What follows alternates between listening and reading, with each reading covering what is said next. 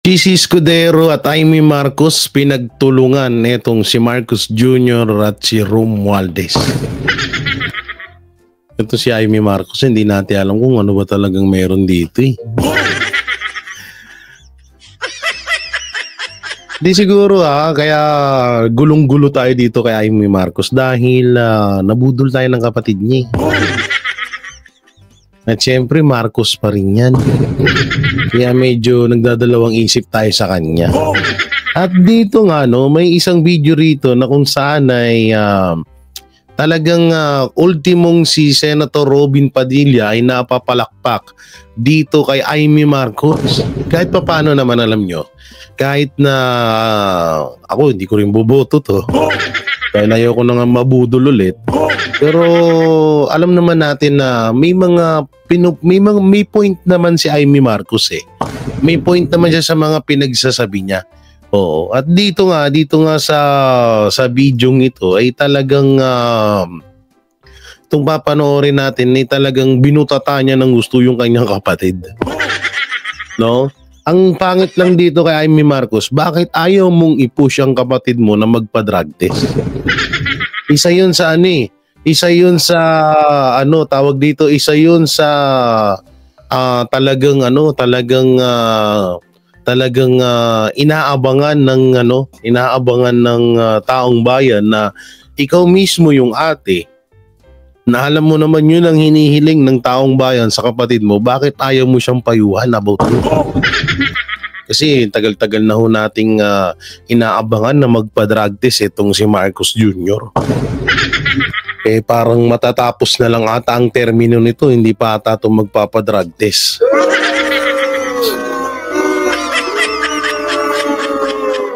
Ewan natin kung hanggang saan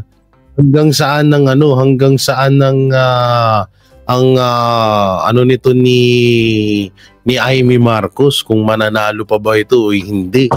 At dito meron din na etong si Attorney Topacio may banat kay Sandro Marcos. Papanoorin din natin yan, At syempre, bago natin ito simulan, don't forget to like, share, comment, and subscribe sa ating YouTube channel. Paipindot na lang din po yung bell button para lagi kayong updated sa ating mga video araw-araw. At mega love shoutout sa lahat ng KOJC members, especially to Pastor Apollo Sigibuloy. Congratulations sa talagang grabe, daming talagang halos sa hiyawan ang mga KOJC member nung marinig ho nila ang talagang ang mga sinabi ni Pastor Apollo Sigibuloy sa kanila doon sa kanilang di ko lang nakalimutan ko lang kung ang tawag doon. So sa susunod na vlog natin, So dito mapunta na nga tayo dito sa sinabi ni Amy Marcos na eto nga yung interview niya mapatungkol ho dito sa kanyang kapatid. Amy Marcos, sa BP Sara Duterte impeachment, lalabanan ko yan hanggang dulo. Ako, mukhang Marcos to Marcos ng labanan. Mukhang Marcos to Marcos ng labanan. Talagang mukhang ewan ko pero mahirap na magtiwala ngayon Nabudol na tayo Mahirap na magtiwala ko ngayon, nabudol na tayo Pero mo na dinala tayo sa Talano Gold. Sa 20 kilos ang bigas. Daming pinangako sa atin na hanggang ngayon nga. Nakakagago ang gobyerno, di ba? Nakakagago si Marcos. Sa dinami-dami niyang pinangako, ni isa walang natupad. Ultimong mga bagong struktura dito sa Pilipinas, wala. Kaya wag na tayo magtitiwala. So panoorin natin itong sasabihin ni Amy Marcos bakit napasaludo itong si Senator Robin Padilla. So panoorin natin. On the impeachment complaint, hindi pwedeng hindi namin maitanong dahil yan ay isa sa mga mainit pong pinag-uusapan ngayon. Kamustahin ko muna. Ano na po ba talaga kayo ni VP Sara? Friendship okay over na ba? Or kalma lang, parang tahimik muna tayo. Wag mo nang Hindi, kaibigan ko naman yun. At saka talagang tinuturing ko malaking utang na loob kay Presidente Duterte. Ilang taon, siguro mahigit 20 years, walang maglilibing sa tatay ko, 4 na pangulo, isa pinsan pa niya, ayaw talaga siya ilibing Pero si PRRD, talaga naman niya inilibing ng yung tatay ko. Hindi popular yun nung panahon na yun. At saka ako bilang panganay, papasalamat talaga ako. Tapos yun nga, yung 2019, kinampanya ako ng bonggang-bongga, naging senador ako. Noong 2022, sinamahan ni VP Sara si Bongbong, kaya nanalo sila ng todo-todo. Kaya matindi rin ang utang na loob ko sa mga Duterte. Talagang aaminin ko at mananatili yun. Kaya Hindi ba to si Amy Marcos may kahit papano na nakikitaan natin ng utang na loob? Mga itong mag-amang Marcos, si Sandro tsaka si Bongbong wala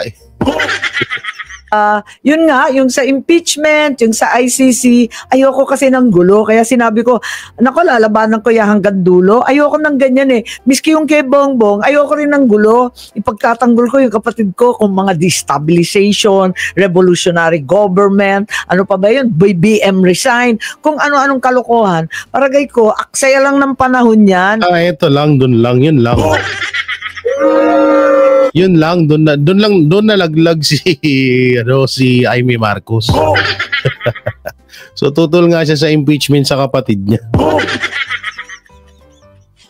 Hindi, ito ay halimbawa lamang, Senator Amy. Kung talagang adik ang kapatid mo, kailangan talagang bumaba sa pwesto yan. Tsaka siguro naman alam mo, Senator Amy, kung ano yung mga nangyayari. Kung sa halimbawa na lang, sa BICAM report, sa flood control budget, at iba't iba pang issue na kinakaharap ng administrasyon. So siguro alam mo naman din lahat yun. At alam mo naman kung bakit nakakapagsalita ang mga Pilipino ng mga ganun. Dahil may ginagawa rin yung kapatid nyo. Alam nyo yun. Hindi naman siguro kayo tanga, di ba? Oh, ganun yun kung isa kang konsentidorang ate na nakikita mong may pagkakamali na yung kapatid mo, bakit mo kinukonsinti pa? Na alam mong kung talagang may pagmamahal ka sa bayan, kahit pa kapatid mo yan, di ba? Oo, wala, laglag agad. At pera. Madatong yan Pagkatapos, mauubos ang lahat ng atensyon natin, hindi na tutumbukin yung presyo ng bigas, yung 60 kada kilo, makatarungan ba yan? Madadagdagan ba yan yung trabaho para sa ating mga kabataan? Abay, walang silbi yan. Dapat mag-IMI solution tayo sa tunay na problema. Naku po. Biglang nag-promote ng sarili niya. Ay, may solusyon tayo. Uy, nasaan na? Nasaan na yun? Biglang nawala. Biglang nag-ay, may solusyon. Ay, nako po. Ewan ko dito kay Manang Amy. With this, yung pong impeachment, ang sinasabi sa June na po yan. Pero sa tingin niyo po ay ano ba to, usaping political na lang, napopolitika na lang po? Well, palagay ko, ang June talaga kami magtatagpo ulit at nagtataka rin ako bakit naman pinadala sa aming gabing-gabi ng kahuli-hulihang araw ng sesyon. Samantalang pinag-uusapan na nila yung impeachment noong October 2023 pa. Tagal na yan di ba? Mainit na yung usapin na yan. Tapos final nila sa Kongreso 2 months ago, di obviously hindi siya urgent. So hindi karapat-dapat magkaroon ng special session tulad ng sinabi ni SP Cheese Escudero. Bakit mag-urgent ngayon hindi naman urgent, 2023 pa yan nakatenga, 2 buwan niyang iniintay, huling-huling gabi, tsaka lang padala, di June na. Maliwanag na tinatarantado kayo ng Congress. Na lang tayo magkita-kita. May mga nakakausap po ako na kinoconnect itong impeachment dito din po sa issue ng budget insertions. May iba sinasabi para matabunan ng budget insertions na issue, eto, ipinush ang impeachment. Meron din nagsasabi na connected. Magdududa ka sa timing nakakapagtaka yung timing. Tulad ng sinabi ko, lumang tugtugin na yan kung bakit last 2 minutes, biglang Arian. Pero okay lang, ang impeachment. Ano daw yung lumang tugtugin? Last 2 minutes. budget insertions. May iba sinasabi para matabunan ng budget insertions na issue, eto, ipinush ang impeachment. Meron din nagsasabi Talagang na magdududa ka connected. sa timing Nakakapagtaka Ayun yung po, timing. it's the Tulad ng timing. sinabi ko, lumang tugtugin na yan Kung bakit last 2 minutes, biglang aryan. Pero okay lang. Ang impeachment is a fundamentally political procedure. It's not simply a legal effort. So, ayun. Kailangan na isipin siguro natin ano talaga makakabuti sa ating bansa. May eleksyon na. Meron pang Ang layo ng sagot ni Amy dun Ang tinatanong ata yung parang about sa BICAM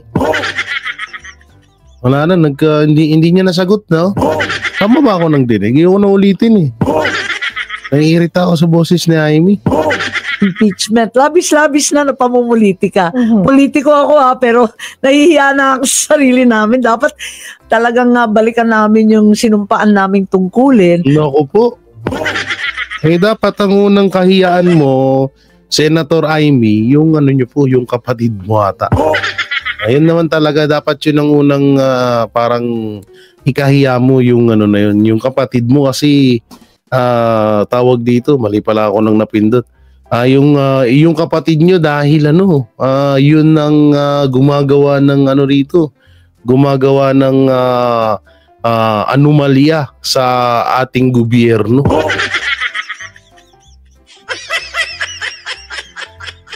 No, yun dapat ho talaga. So eto po, panoorin natin tong sinabi naman ni Chis Escudero na mapatungkulo dito na no impeach trial for BP Sara during Senate recess. Pumapalag na si Senator Chis pumapalag na kay Marcos Kakasabi lang ni Alvarez, pag tinanggal ka, tanggal ka talaga. Bago! Panoorin natin. Tinanggap naman na talaga namin yung verified complaint. Again, we can only make the corresponding recommendations to the impeachment court with respect to any such findings. Contrary to procedure, walang karapatan o kapangyarihan ng SecGen magdesisyon tungkol dito. Ministerial ang trabaho ng SecGen. He is simply doing his due diligence work in order to report or give a complete report to the Senate plenary.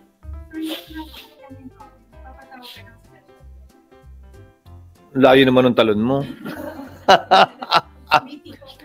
I have already said, I have no intentions of requesting the President for a special session. Hindi ito isa sa mga bagay na dahilan para magpatawag ng special session ng Senado. Dagdag po dito. Sino bang may gusto na mag-special session kami at mag-trial kami bago mag-eleksyon? Sino ba humihiling nun? Sino? Sino nga? Yung pro, sabi ko na, sino mang pro, anti, di namin papakinggan. Sino mang pro, anti, VP Sara, di namin papakinggan. Susundan namin kung anong tinatalaga ng batas. Pero babalik tanawan ko. Ang impeachment ni dating Ombudsman Mercy Gutierrez, 3 araw sinumite sa Senado bago kami nag-adjourn. And yet, in-schedule ang trial pagkatapos ng recess, mahigit 1 buwan mula sa araw na yon. Impeachment trial ng yumaong Chief Justice Corona, December 13 final, 1 linggo bago nag-recess ang Senado, hindi lamang 3 araw, 1 linggo. Pero hindi nag-trial ang Senado. Nag-trial matapos ang recess ng Pasko at New Year at tinawag yung pagdinig ng January na makalipas ang humigit kumulang 1 buwan. Bakit ko iibahin ang pagtrato dito sa impeachment complaint na ito? Hindi ito espesyal. Hindi, gusto kasi nila, Senator Chis, baka gusto nila, baliin nyo yung batas kasi. Baliin nyo yung batas katulad nung ginagawa nila.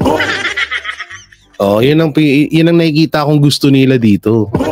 Kasi yung ginawa nilang pag-impeach kay BP Sara sa House of Representatives is madalian. Kasi nga, nagkaroon na ng tinatawag na error yung kanilang Plan A. Kaya ang naging Plan B ay yung pag-i-impeach kay BP Sara.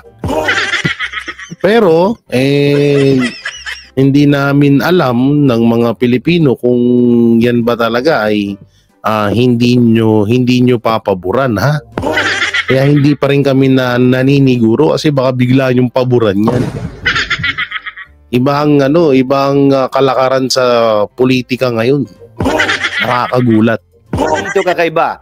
Ang tingin dapat namin dito, ordinaryong impeachment complaint lamang laban sa isang impeachable officer. Pare-pareho lamang silang impeachable officer sa pananaw namin. Presidente man, Vice Presidente, Ombudsman, Chief Justice o ibang impeachable officer. Walang dahilan para mag-iba kami ng pagtrato dito. Baka mapagbintangan pa kami o maakusahan na iniiba ito dahil espesyal ito, dahil mas dinidiinan at minamadali namin ito. Sana nga hindi ka maging katulad ni Puro palakpakan natin dito si Senator Chis, ha. Palakpakan natin, no. Sabi nga namin, pag tama palakpakan, pag mali banatan. So may pinupunto naman kasi siya talaga dito. Ang pangit lang kasi, ang kagustuhan kasi ng Congress is biglain. Wag nang pag-isipan na yung about do sa impeachment kay VP Sara Duterte. Ang gusto ng Congress, i-impeach agad ng Senado para matanggal na si VP Sara sa pagiging Vice President. Dahil atat na si Martin Romualdez na umakyat bilang Vice Presidente at sunod niya namang i-impeach si Marcos Jr. Gago! Ayon sa panaginip ko. Panaginip lang naman yun. Yun yung dyan yun yung nakikita dyan no? Malay ba natin, di ba? Baka pag nakapatong na si Tamba sa pagiging Vice President, sa dinami-daming pwedeng ipataw na impeachable kay Marcos Jr. Ang dami, sobrang dami, kaya talagang kung mangyayari man na itong si Martin Romualdez ay maging Vice President at i-impeach niya itong itong si Bongbong Marcos, napakadali sa kanya yun. Dahil ang daming ang ginagawang anomalya ni Marcos Jr. Dahil siya nga ang presidente. So madali ang pagiging presidente ni Martin Romualdez at pwede niya nang ideklara na maging prime minister siya.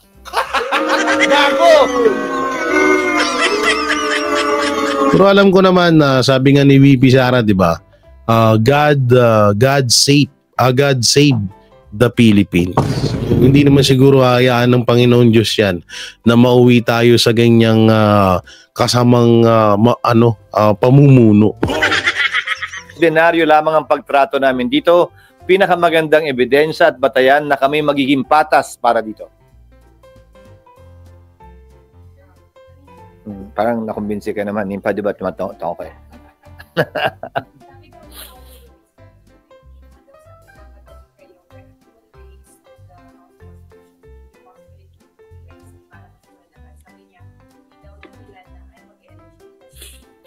Karapatan nila yon, ginagalang ko yon, pero pwede bang sagutin na rin muna niya sa kung maaari? Bakit nila inupuan ng 2 buwan ito?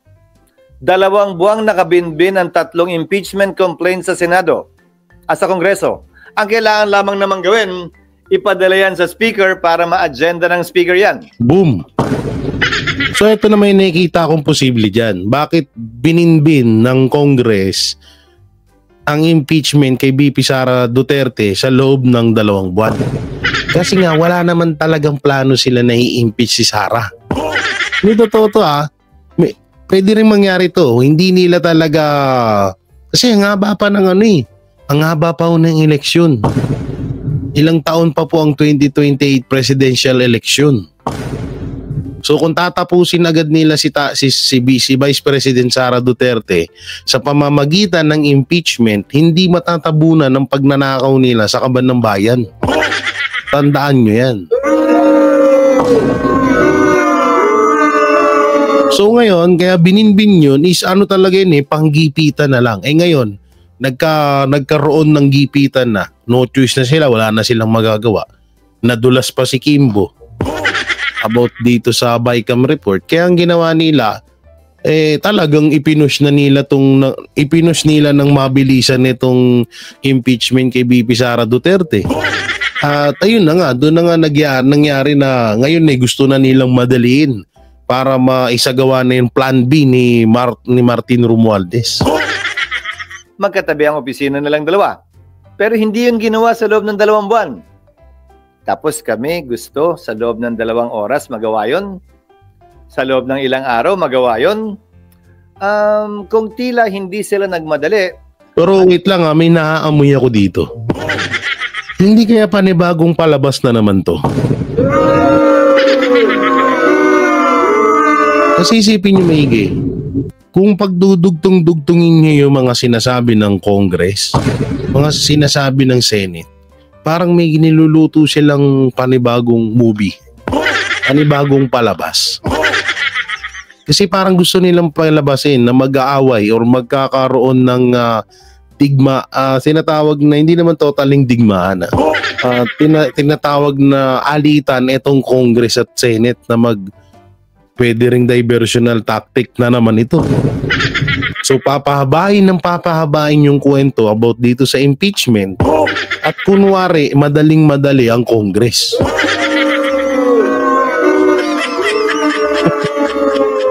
Uy, pwede mangyari yun ha? Oo, pwedeng mangyari yun na pahabain ni Chis Escudero itong about sa impeachment kay VP Sara Duterte. At bandang huli, kakancel naman tong impeachment na to. Or hindi nila papaboran. Pwedeng paboran, pwedeng hindi. No, alalahanin nyo, iilan lang ang kakampi natin niya sa Senate. Wag naman sana din mangyari. Siguro naman kahit papaano may isip pa naman to si Chis Escudero. So ngayon at yung ibang mga senador. So yun nga kung may isip nyong maigi, pwedeng ito ay panibagong drama na naman na para sakyan ng taong bayan para hindi din mapansin masyado yung sa BICAM report na naman.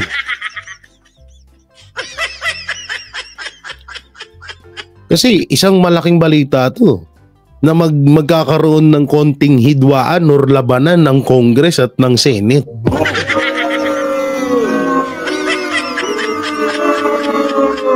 Pwede rin naman na minamadali ito ng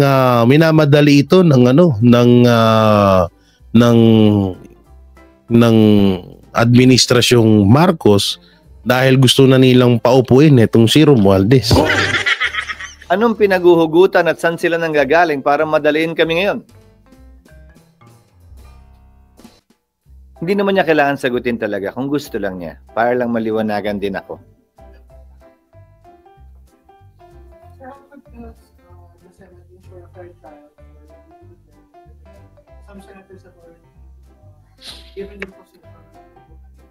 Well, aren't we starting on the right foot by treating it like any other impeachment complaint? That's a good start, I believe.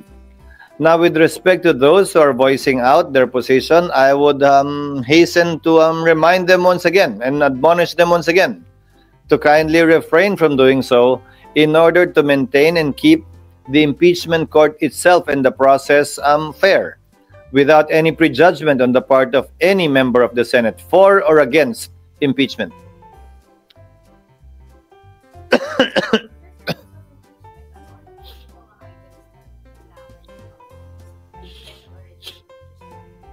Yung pre-trial briefs na isasubmit, yung halimbawa para hindi mag-aksaya ng panahon, yung pag-otorisa sa presiding officer kung nanaisin nila na gawin lahat ng mga kailangan gawin to take proper order of the subject of impeachment, kabilang na ang pagpapasagot sa nasasakdal, ang pagpapayag ng pre-trial briefs na may sagawa na, upang sa gayon pagpasok ng bagong Senado ng 20th Senate ay talagang dire-diretso na sa trial at wala nang pag-aantala pa na kailangan nating antabayanan at intayin.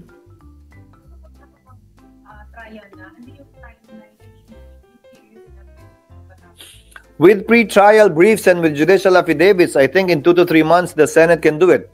If we can hold trial for 4 times a week, 4 days a week, of 5 to 6 hours each, I think that would be sufficient. Basing it on the completed trial of then Chief Justice Corona. Yung pa lamang naman kasi ang natapos natin, di ba, na impeachment trial. Yung iba, hindi naman natuloy o hindi natapos. Ang ano pa dito, natatandaan ko na sinabi ni Marcos na sayang lang daw sa oras itong impeachment. So kung gano'n naman pala na may kapangyarihan si Marcos Jr. para ipa-stop ito, at magkakaroon ng trial dito sa Senado. So sayang talaga sa oras. Pangalawa, sa dinami-daming pwede pang asikasuhin ng Senado mapatungkol dito sa mga problema sa Pilipinas, binigyan sila ng isang task na para pag-aksehan nila ng panahon. Paano, may iba talaga kutob ko rito. Parang may mangyayaring ano rito. Tapos dalawa lang patutungan nito. Pwedeng pwedeng kakansilahin ng Senado ang impeachment kay VP Sara Duterte at pahahabain ito para maging propaganda or maging panakikbutas sa BICAM report, dahil alam naman natin sa BICAM report doon sa blanco na pinirmahan nila ay kasama ang mga senador doon. Baka nakakalimutan nyo po, hindi lang ang Congress. Kasama ang mga senador doon sa mga pumirma. So isa din sila sa kinakatok ng taong bayan na bakit pumirma sila doon na alam naman nilang may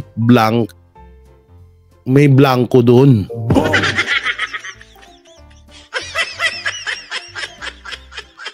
So, para hindi mapansin ng taong bayan, papahabain itong impeachment kay VP Sara Duterte. Pag-uusapan nila ng pag-uusapan. At bandang huli, kakansilahin pag natapos na sila dun sa kanilang kung pag alam na nilang di na pinapansin yung about sa BICAM report na may blank item na isa rin sila sa mga pumirma doon, tsaka nila ititigil at magdidesisyon na sila na itigil na tong about sa impeachment kay VP Sara Duterte. Na wag na parang hindi na nila papakinggan. Hindi na nila parang tututulan na nila ito. At pwede rin naman na minamadali nga to ng Congress para pwede rin na gustong ipahiya sila ng Congress. Na pagmukain sa taong bayan na itong bagay, kukunti lang naman naniniwala sa Congress. Kaysa sa national, ito kasi national to eh. Oo, yung Congress, ilan lang naman kailangan ng boto ng mga yan. Etong mga senador, kailangan talaga nilang magpahaba ng papel nila. Magpaganda ng kanilang mga dignidad. Kanilang buhay politika. So dito, ewan ko pero para sa akin, may naamoy ako, smell something Camberdew eh. Gago!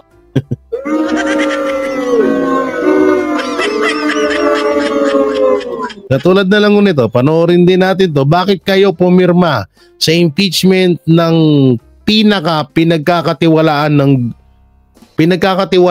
government official? Ito, panoorin din ho natin to. Saan yung volume? Daan ninyo yung pagmumukha nitong 215 na ito na kongresista, kahit kaibigan pa natin yan, kahit ninong at ninang pa natin yan, kahit mga nakasama pa natin yan, bakit kayo pumirma sa impeachment ng pinagkakatiwalaang government official sa bansa, sa kasaysayan ng bansang ito, nang hindi nyo chinecheck man lang kung ano talaga yung mga detalye ng kaso niya, hindi na hearing. Gaganti ang taong bayan para kay Sara Duterte at kay Rodrigo Duterte sa lahat ng pinaggagawa ninyo sa pamilya Duterte na sila ang nagdala ng tunay na pagbabago sa bansang ito. Tinarantado nyo si Pangulong Duterte at si Sara Duterte. At etong nagsasalita ay si Congressman Ronald Cardema na inaanak ni Marcos Jr. Para sa kaalaman lang ho ng lahat yan, totoo yung sinasabi niya, hindi ang mga Duterte ang gaganti, kundi ang taong bayan. Para saan? Para sa dagdag na pondo, para sa political survival ninyo, wala kayong mga utang na loob. Sir, marami kasing issue na kasabay ng balitang ito. Andyan yung BICAM issue, yung BICAM report sa 2025 budget, yung pinapa-comment yung mga leader ng pamahalaan doon sa petition sa challenging the constitutionality of the 2025 GAA. May comment din yung Makati Business Club expressing concerns doon sa pagkabuo nga ng 2025 national budget. Mayroon pang issue recently sa Supreme Court, yung bankruptcy sa PhilHealth na naisiwala sa nagdaang hearing. Meron din tayong food security crisis. Biro mo na narinig nyo yung sinasabi ni MJ Mondear?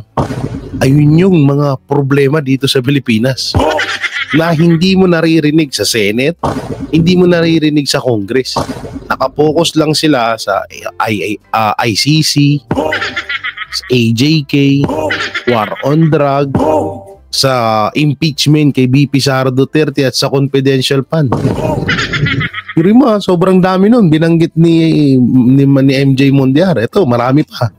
Meron din po tayong mga issues sa GOCCs na nagkakaroon ng full control. Mga ganitong issue na dapat nabibigyan ng kaliwanagan. Anong tingin niyo dito, sir, sa issue sa impeachment? Ito ba distraction lang para hindi mapansin itong mga balitang ito na naririnig po natin araw-araw sa mga radyo, napapanood natin sa TV at nababasa po natin sa mga pahayagan? Yun naman talaga. Totoo yun. Ito ay distraction lang para hindi mapansin ng anomalyang ginagawa ng gobyerno. No, yun naman talaga. Sa mga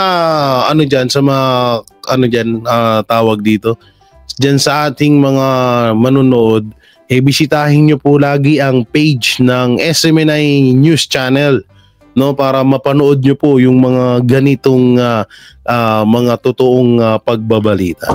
So i-cancel na natin yung panoorin nyo na lang yun doon. Eto, dito tayo. Sabi ni Attorney Topacio, napakatigas pala ng ulo ni Sandro Marcos. Oo, eto, panoorin natin to. Matindi to, It's being sent by Speaker Romualdez. Ako ang pinakamatigas dito sa Pilipinas. Kaya ko kayo lahat. Hello, kumusta po kayo lahat? Welcome. President is not in control. Isang purpose yan. Number 2, pinapakita dyan ni Speaker Romualdez na the President is not in control. He is the one in control. Bakit? Sapagkat publicly sinabi na ni Pangulo ayaw niya ng impeachment. Sa kabila ng sinabing yun ng Pangulo ay isinulong pa rin niya impeachment. Not only that, by making Congressman Sandro Marcos the lead or the point man sa pagsulong ng impeachment, ipinakita niya very subtly that the President cannot even control his own son. Diba? Number 3, pinapakita niya sa Iglesia ni Cristo na para bang ibig niya sabihin, hindi ko kayo kailangan. Kahit mag-rally kayo laban sa impeachment, yung kahit nakakuha kayo ng 2 milyon nationwide na mag-rally against impeachment, hindi namin pakikinggan yan, hindi namin kayo kailangan sapagkat yung 241 billion namin ay mas maraming mabibiling boto kaysa sa boto ng Iglesia as a block. Yan po ang mga mensaheng isinusulong ng impeachment na yan At number 4, dry run po ito. Sapagkat kung hindi man matutuloy impeachment, etong kongresong ito, because of lack of material time, pwede ulit itong ilitin after the 1-year moratorium at pinakita ni Speaker na siya ay may super majority na anytime kaya niyang ipa-impeach si Vice President Sara Duterte. At yun ang talagang totoo dun. Na talagang itong si Sandro tuloy. Nadamay tuloy si Charis. Na itong si Martin Romualdez kaya sobrang tapang at sobrang ganito ang ipinapakita sa taong bayan dahil suportado nga ni Marcos Jr. Kasi isipin mo kung isa ka lang House Speaker at nanggaling na mismo sa bibig ng presidente na kahit tabingi yung panganon, Gago! kahit tabingi ang panganon, sinabi niya na tutol nga siya sa impeachment kay BP Sara. Tapos ikaw na isang House Speaker lamang, talagang pinagdesisyonan mo, talagang ipinush mo yung impeachment kay BP Sara Duterte. So anong iisipin namin nun? Ang iisipin namin nun ay yung sinasabi ni Marcos na tutol siya sa impeachment ay kasinungalingan lang. Talagang suportado ni Marcos Jr. yung impeachment kay VP Sara Duterte.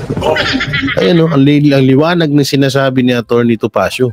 Directly, pinapakita niya that he can hold the president hostage. Why? Because siya mismo, kaya niyang ipag-impeach pati ang presidente.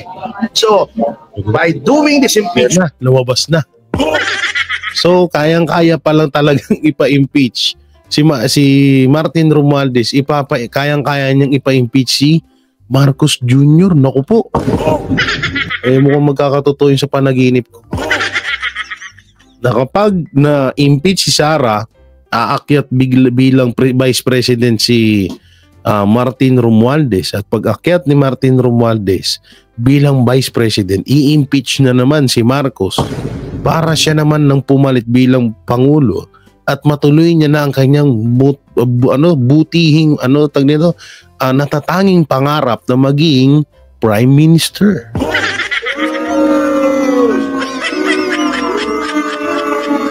Magaling kayong kupal kayo right now, there is one message being sent by Speaker Romualdez. Ako ang pinakamatigas dito sa Pilipinas. Kaya ko kayo lahat. Salamat. Sir, kasama po ba kayo sa legal counsel ni Vice President Sara sa impeachment? Hindi po. Yan naman hindi tayo pwedeng magpresenta that is unethical. Kailangan lumapit siya sa akin. Besides, I don't think so. Kasi hindi ko naman po kilala si Vice President Sara Duterte. Personally, I've not even met her. Not even once, actually. Attorney, ano po masasabi niyo sa mga congressman na pumirma sa impeachment ni Bibi tapos ang nilarason wala po silang choice kundi pirmahan gawa ng i-hold ang kanilang budget for sinong tanong nun? Ang galing yung nagtanong na yun kawalan silang budget. That is a matter between them and their own respective consciences. And it's a matter ng kanilang konsyensya. Sir, pwede po bang matanggal si Martin Romualdez? Ipingkis, alam natin yung kaso, mahabang proseso ito. Ipingkis matapos na yung eleksyon, tapos yung by commission na yan, pwede po ba siyang matanggal as congressman? If he's found to have falsified legislative documents, maaring one of the accessory penalties could be disqualification from public office, either temporary or perpetual. So kasama po yung accessory penalty pag ikaw ay convicted with finality ng isang criminal offense. Pero matagal pa yan malayo pa yan. Ano oras kayo mag-file, sir, sa 10:30 saan po yan sa DOJ? Dito sa City Prosecutor ng Quezon City.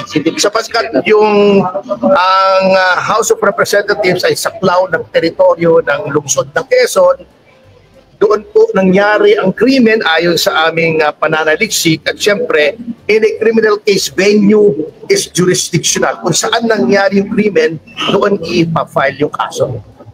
Salamat, sir. Salamat. May mensahe ka po ba sa mga pumirma na support sa impeachment ni VP Inday? Well, wala akong mensahe. Diba? Bahala sila sa buhay nila. Okay. Salamat. Kanilang mga constituents. Sir, may mensahe ka kay Dan Fernandez. May mensahe ka kay Dan Fernandez. Wala naman. Kaya lang, alam niyo na itong si Dan parang, yung kaibigan ko yung si Dan.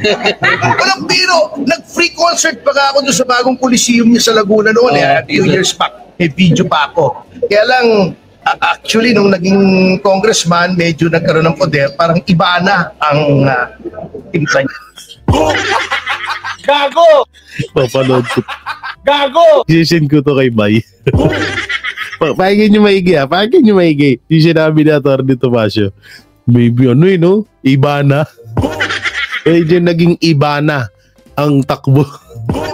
Kaibigan ko yung si Dan.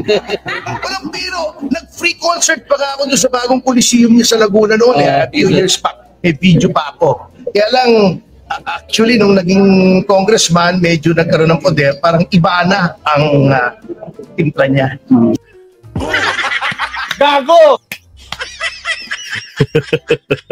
Akala mo, Atty. Topacio, hindi ko na-gets yun Parang iba na ang takbo niya. Saan? Sa Japan? Ay, sorry. Gago! Sira ulo si Atty. Topacio. Parang naging iba na daw ang takbo.